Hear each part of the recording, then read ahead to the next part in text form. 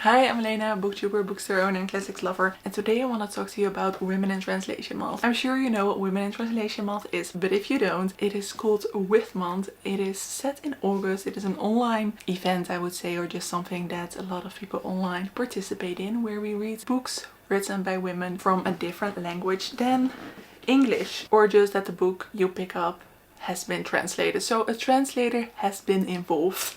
I try to participate every year. I didn't do a great job last year. I went through my shelves and found this lovely stack of books, which are all books by women that have been translated into a different language. I thought we could go through them together and make a pile of possibilities for Women in Translation Month. Before I do that, let me know if you are going to participate in Women in Translation Month and if you have a book that you're really looking forward to. I want to start with an author I'm really looking forward to, and that is Clarice Lispector. These two are on my shelves. It's been at least 2 years, I think, since I read Clarice Lispector. Lispector was a Brazilian author, so these are both translated from Portuguese.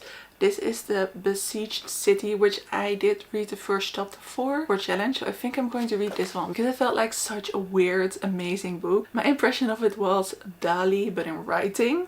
And I'm here for it. And the other one is The Imitation of a Rose. This was a gift I got and I don't actually know what it is about. Does it really matter what it is about when it comes to Clarice Lispector? Because it's just very literary vibes, beautiful writing, and it's more about the theme than it is about the plot. Oh, this is short stories, by the way. Like The Imitation of a Rose, I think is a novella, and it has some short stories as well. I think I'm going for The Besieged City, but I'll see. A Spanish classic, which I've read things that have been translated from the Spanish, but not that were actually from Spain. And this is Nada by Carmen Lafayette. This is a coming of age set in Spain. I got this beautiful edition at a book fair a while back.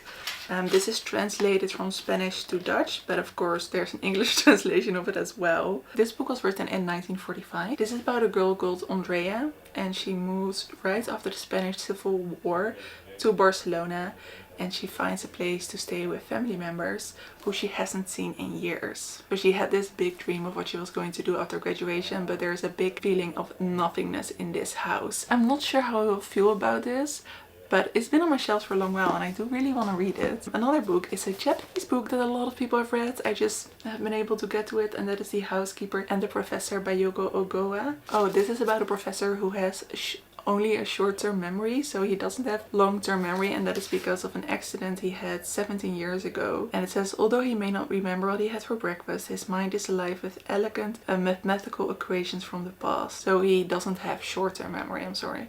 He devises clever math riddles based on the housekeeper's shoe size or her birthday, and the numbers reveal a sheltering and poetic world to both the housekeeper and her 10-year-old son.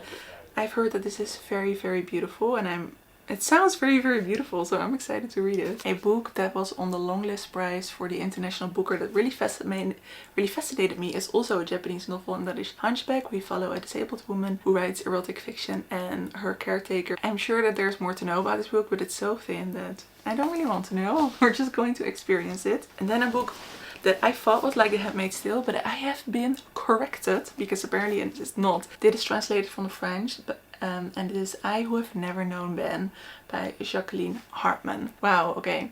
Deep underground, 39 women live imprisoned in a cage. Watched over by guards, these women have no memory of how they got there, no notion of time, only vague recollections of their lives before. As the burn of electric light merges day into night and the numberless years pass, a young girl, the 14th prisoner, sits alone and outcast in a corner. But soon she will show herself to be the key to the others' escape and survival in the strange world that awaits them above. Ooh, I'm very scared to read this, but I've heard that it's incredibly good. Another Japanese author that I want to read more from. I've read short stories and a novel. I've not read anything more, and that is Yuko Tsushima, and this is Child of Fortune. This actually sounds very similar to Territory of Light. This is about a woman who raises her 11-year-old daughter alone, even though that's very much against the wishes of her family, and then she has an affair and she gets pregnant again. This is about her difficult relationship with her 11-year-old daughter and about difficult childhood memories. This is gonna be a when I'm in the mood for literary fiction kind of book. And then we get to the Buzzworthathon, which I try to do every month. This is a readathon hosted by Books and Lala. There's a cover and a title prompt every month. So the cover prompt for August is transportation. Yes, it's transportation. So I'm going to be very creative because in July there's a new release I'm so excited for. This is WIT-month, I believe, by Elodie Harper. Elodie Harper wrote the Wolf Den trilogy, which is, it might be my favorite historical fiction series. Not necessarily novel, but series. I love that so much. Would highly recommend. But WIT-month is her new book and I think it's a standalone. On the cover, there's a woman riding a horse. And you know what? I think that's transportation. This is definitely a myth retelling and that's all I know about it.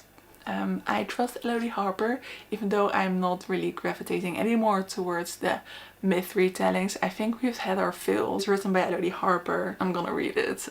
And then for the title prompt, we need a title with the word with in it. And clearly I wanted to combine that with Women in Translation Month. If I find a book translated by a woman that has transportation on the cover, I will switch it out. I'm going to read a book. I think the original is in English, but I have the Dutch translation, so I think it counts. And that is Women Who Run With Wolves. So we have the with in there. By Clarissa Pinkola Estes. This book I tried reading it when I got this book, which was in 2018, so it's quite a long time ago. I trust that I am a more experienced reader now and that I'm able to go ahead and actually read it. To me it feels a bit controversial because it's very much about the nature of women and I don't know really how inclusive that is going to be reading it now, but I still hear great reviews of it. I still see a lot of people getting a bunch out of this book.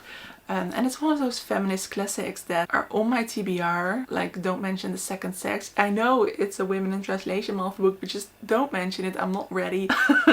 But that I do really want to read because I feel like even if there are things in the book that don't really align with my personal views, it is the bedrock of feminist literature and I do want to read it. Bit nervous for this one, but it fits the prompt, so I felt like no more delaying it. I have delayed it for 7 years, which makes me sound old. Thank you very much.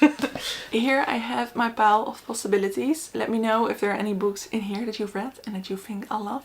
For now, I hope that you have a lovely, lovely day or evening and I hope to see you in another video very soon. Doei!